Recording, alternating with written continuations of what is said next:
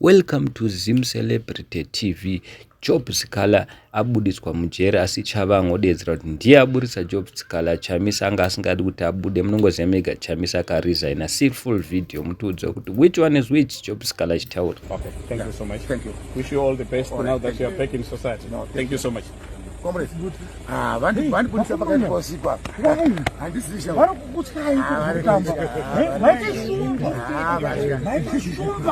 vati kwai munhu uyu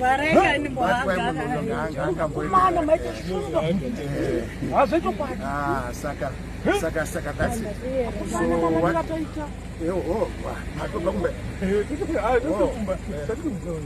Oh, President. These people are to sneak me totally out of Can you see I'm in my football attire. I'm going to play football. They just said, please, we have been given instructions in the coming few minutes. This man must be taken out. So they took me and dropped me here. I was by myself. You were just dumped here? Yeah, I was dumped here. Shit. And so I was sitting there looking for Harrison and trying to see when he will arrive. Just imagine.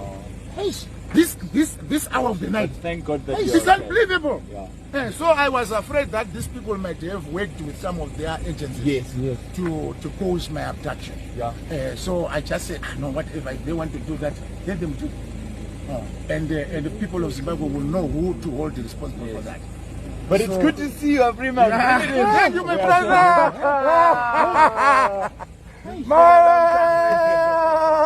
Thank you, my brother, man. Thank you, my brother, man.